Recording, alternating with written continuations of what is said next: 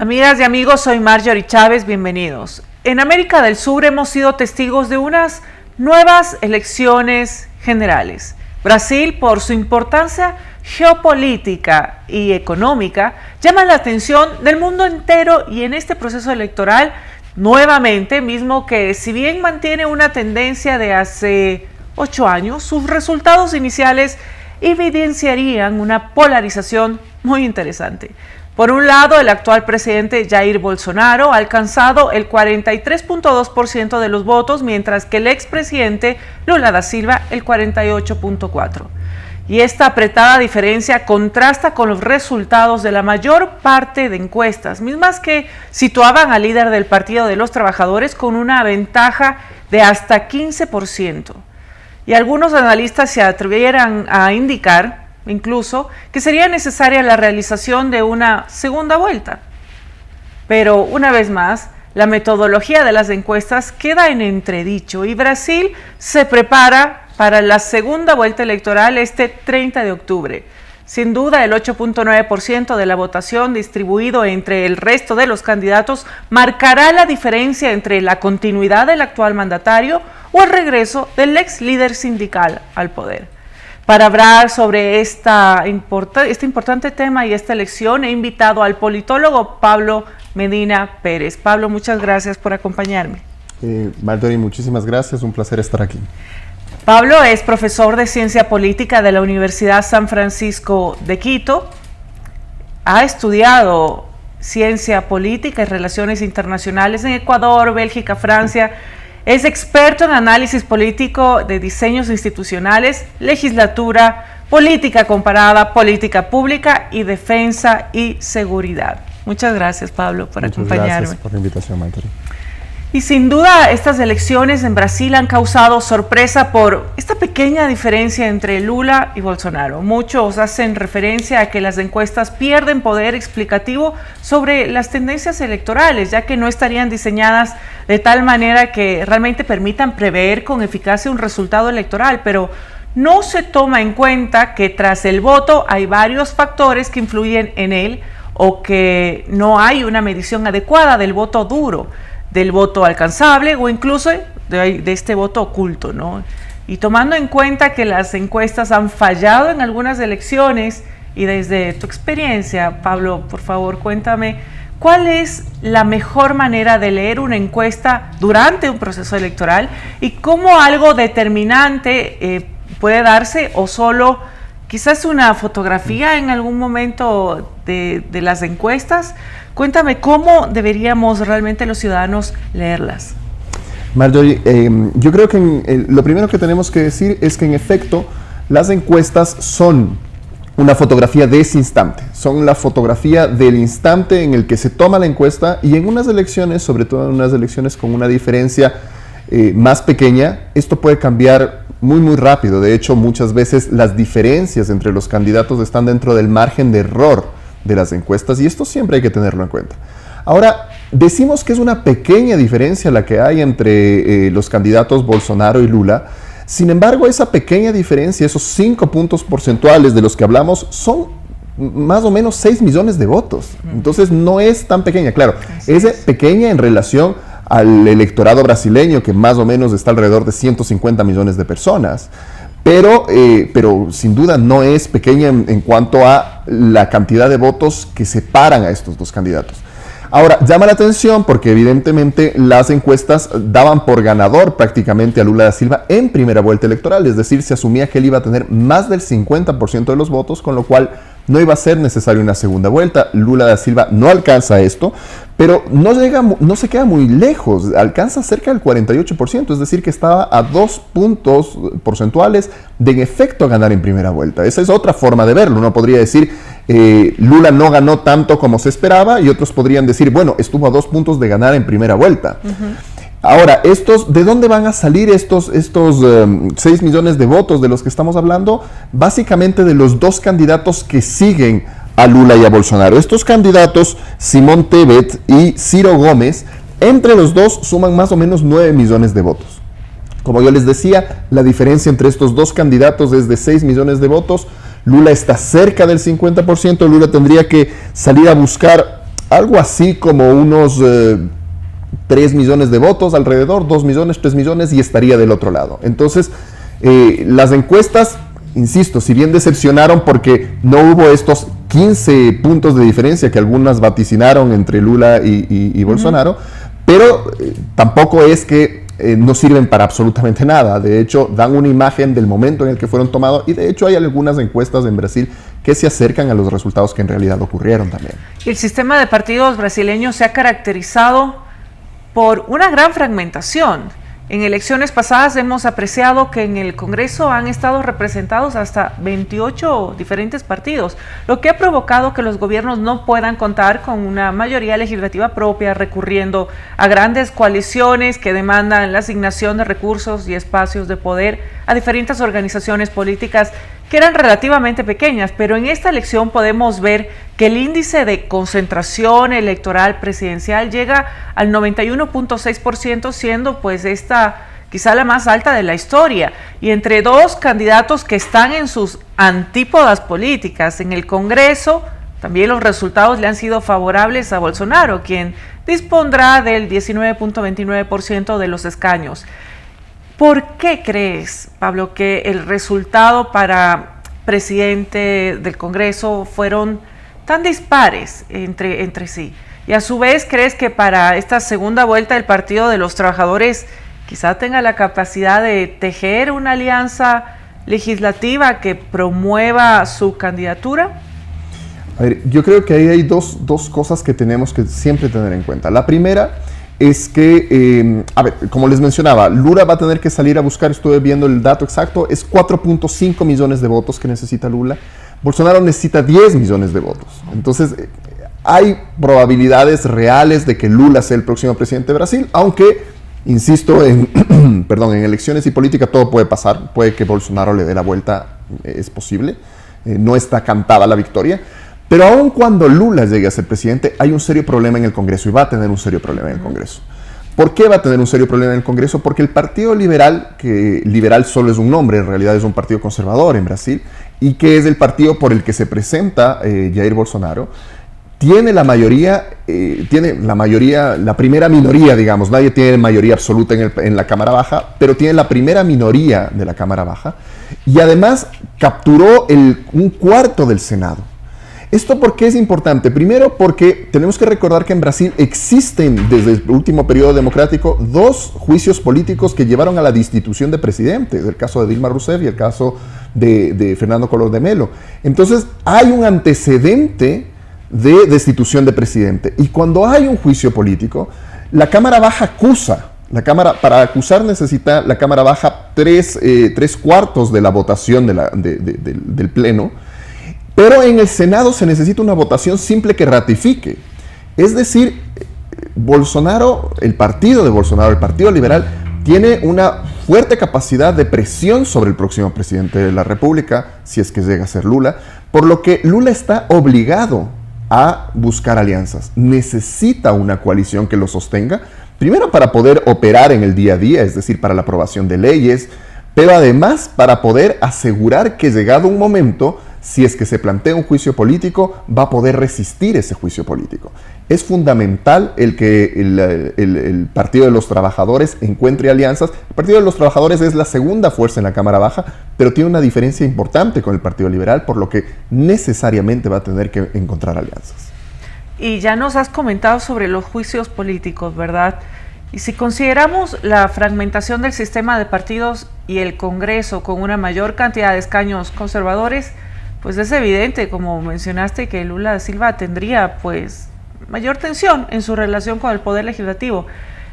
Y también, como hablamos de los juicios políticos, en Brasil, pues desde el retorno a la democracia se han visto 2 en contra de sus expresidentes. Está el de Fernando Collor de Mello en la década de los 90 y el de Dilma Rousseff también en el año 2016. ¿Crees, Pablo, que la fortaleza del liderazgo de Lula da Silva y la estructura territorial del PT permitirían gobernar con un Congreso en contra? A ver, como ya mencioné, y creo que me faltó mencionar algo con respecto al territorio. ¿Por qué se da? Una primera pregunta es ¿por qué se da esta disparidad? ¿Por qué tenemos esta por una parte, el presidente Lula se aproxima, se acerca al umbral del 50% para ser presidente, pero por otra parte, en el Congreso encontramos una fuerza política de Bolsonaro mucho más importante. Y eso tiene que ver por la división de los distritos electorales. Pasa un poco igual que en Ecuador, para hacer un símil y poder entenderlo mejor. Los asambleístas, en este caso los diputados y los senadores, el tercio de los senadores que se renovó, se eligen por los distritos, es decir, por cada uno de los estados. Y en esa elección de distritos, evidentemente un estado puede estar a favor o en contra de uno de los candidatos y esto genera esta distorsión. Además, en Brasil hay una clara división territorial del voto. El Brasil del norte, normalmente el Brasil más pobre, vota mayoritariamente por el Partido de los Trabajadores, por Lula da Silva, y el Brasil del sur, el más industrializado, el más rico, generalmente vota por Jair Bolsonaro. Hay que pensar que en el Brasil del sur, el centro uno podría decir, es donde está la mayor cantidad de población. Estamos hablando de Sao Paulo, los estados de Sao Paulo y Río de Janeiro, que concentran la mayor cantidad de habitantes en Brasil. Entonces, es ahí donde el PT tendrá que operar en sus varias estrategias territoriales, en sus alianzas sindicales, etcétera, para poder tener la fuerza de sostenerse frente a un Congreso que puede estar evidentemente en contra. Esto no quiere decir que todo Sao Paulo está a favor de Jair Bolsonaro, simplemente quiere decir que la división en Sao Paulo, por la cantidad de votantes y por la cantidad de gente, es tremendamente importante. Si bien Sao Paulo en este momento se está inclinando por Jair Bolsonaro, al mismo tiempo, en términos de gobernador, se está inclinando por una centroizquierda. Entonces habrá que ver la evolución en el territorio. Yo creo que el Partido de los Trabajadores históricamente tiene un profundo arraigo con las organizaciones sindicales que le podría ayudar a tener esta contraparte de la población, es decir, del favor popular, que le permita resistir un condicionamiento del Parlamento. Y de cara a la segunda vuelta electoral, Pablo, ambos candidatos van a comenzar a definir sus estrategias para sumar estos apoyos, ¿verdad? De quienes han quedado también relegados en la elección del pasado domingo. Y en el caso de Lula, su interés pues se centrará en acercarse hacia el centro del espectro político. Y en este caso, ¿crees que la candidatura a la vicepresidencia de Geraldo Alckmin le puede ayudar al Partido de los Trabajadores a ganar apoyos que vayan desde el centro, quizá en esta segunda vuelta? Alckmin es exgobernador de Sao Paulo, justo lo que yo estaba comentando hace un momento, y esto le permite tener una cierta fuerza a Lula. Yo creo que el éxito de Lula en estas elecciones, aunque no sea tan grande como vaticinaban las encuestas, ha sido en gran medida gracias a su moderación. Es decir, Lula ha buscado votos en el centro político, en la centroizquierda, en la socialdemocracia. Algo que Bolsonaro no ha hecho. Bolsonaro se ha quedado en un espectro de extrema derecha y derecha. Entonces yo creo que las estrategias, evidentemente la estrategia de Bolsonaro sobre todo, va a ser acercarse al centro. Es digamos lo lógico. Bolsonaro necesita moderar su discurso de extrema derecha para que la gente de derecha que no recuerda con buenos ojos la presidencia de Lula da Silva o la presidencia de Dilma Rousseff, se acerque y vea en Bolsonaro una opción de una derecha moderada. Es decir, esto de, bueno, sí, es del discurso, pero en la práctica no va a ser tan grave. Eso es lo que necesita generar Bolsonaro en esta segunda vuelta para capturar esos 10 millones de votos que le faltan. Lula no sé si es que puede irse aún más al centro, porque ya está bastante en el centro. Digamos que el éxito de Lula justamente fue capturar a la socialdemocracia, capturar una centroizquierda que normalmente no votaría por el PT, pero que está completamente alienada de este último periodo con este discurso extremo de incluso el tema del COVID, que fue escandaloso. Brasil es el segundo país con más muertos en el mundo. Entonces, yo creo que Bolsonaro necesita convertirse en una alternativa para la centro derecha moderada. Sí, y si hablamos un poquito más de Bolsonaro, uno de sus principales bastiones quizá es el voto religioso, específicamente el evangélico. Y este ha sido gravitante en las últimas 3 elecciones para el país, y para esta segunda vuelta, pues, quizás se trata de capitalizar el mensaje conservador, tanto de la candidatura presidencial como del exministros conservadores o ciertas gobernaciones en diferentes estados del país. ¿Este espacio crees tú que le será suficiente a Bolsonaro para realmente ganar esta segunda vuelta o intentar ganar, digamos, la segunda vuelta, o partiendo de estas premisas del comportamiento electoral, lo adecuado para el primer mandatario será apelar al clivaje centro-periferia? Yo creo que en el clivaje el clivaje centro-periferia está un poco agotado para esta segunda vuelta. Es decir, fue un muy buen clivaje, definitivamente lo explotaron durante la primera vuelta electoral. ¿De qué depende que sea bueno o que sea malo? Depende de si es que ya lo agotamos. Es decir, si es que ya tengo la votación de ese lugar, no necesito ir a buscar esos votos ya están. Por ejemplo, Bolsonaro no necesita ir a buscar los votos de la extrema derecha. Esos votos son suyos. Igual que para Lula los de la izquierda, esos votos son suyos. Hay que disputar los votos que todavía no están decididos. En Brasil el voto es obligatorio. Sin embargo, las sanciones por no votar, creo que la multa no llega a $1. Entonces, puede haber más ausentismo. Tú necesitas que la gente vaya a votar y necesitas capturar esos sectores del medio, esos sectores que aún están indecisos, esos sectores, esos 9 millones de personas que votaron por los candidatos que quedaron en tercer y cuarto lugar. Eso es lo que hay que ir a buscar. Y no hay que menospreciar el poder de la alianza con las iglesias evangélicas. Quizá uno de los lugares en donde eso se ve con más claridad es la ciudad de Manaus. La ciudad de Manaus es, si es que no estoy mal, la ciudad más afectada por el COVID, donde hubo más muertos, lo que a uno le permitiría pensar que no es una ciudad que está particularmente satisfecha con la política del presidente Bolsonaro. Sin embargo, Bolsonaro gana en Manaus. Y es una de las ciudades con más penetración de las iglesias evangélicas. Entonces, el voto evangélico en muchas ciudades de Brasil es tremendamente gravitante y Bolsonaro ha echado mano de eso.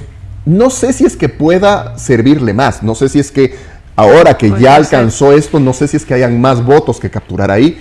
Yo sigo creyendo que los votos a los que tiene que apelar Bolsonaro es, por ejemplo, a los de los industriales, a los de la banca, a los del comercio, es decir, a esa centro derecha que desconfía de Bolsonaro porque desconfía de esta política, sobre todo, incluso estéticamente, le estorba, por ejemplo, el discurso en favor de la dictadura militar, el discurso a favor de los terraplanistas, es decir, todas estas cosas que a una centro derecha más urbana, por ejemplo, le puede chocar.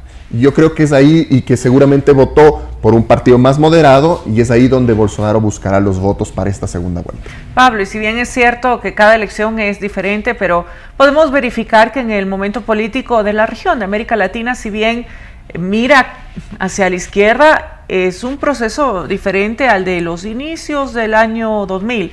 No son victorias absolutas ni previsibles y parece que somos testigos de una crítica a los gobiernos actuales, pero sin dar una patente de corso a otras alternativas políticas. ¿Crees, Pablo, que las elecciones son un reflejo de una democracia condicionada? Y tomando en cuenta a Brasil como la democracia más grande de la región, te pregunto si el resultado podrá influir en otros países como Argentina y Paraguay, que además están listos ya para próximas elecciones generales en los próximos 5 o 6 meses.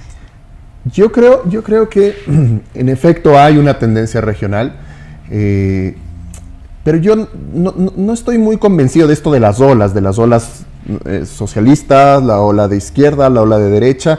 En efecto a veces ocurre, pero no son las mismas izquierdas. Es decir, comparar a Lula da Silva con Petro o con Boric en Chile, sí, son discursos de izquierda que tienen una noción de que el Estado tiene que participar en la economía y que tiene que tener un rol más importante del que un candidato de derecha plantearía, pero las estrategias y formas son completamente distintas.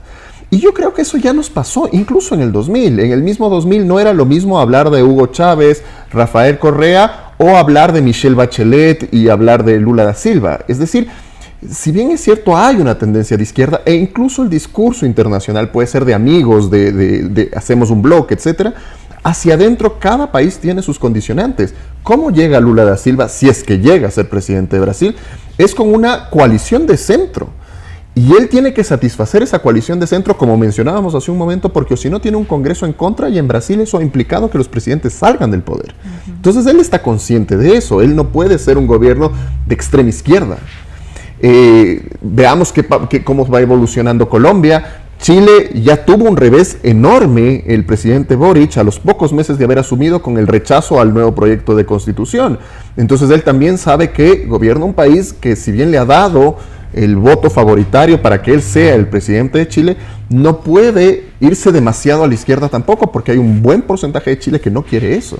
Entonces estas particularidades de cada país tienen que ser analizadas. Entonces no es muy fácil hablar de la ola de izquierda, la ola de derecha.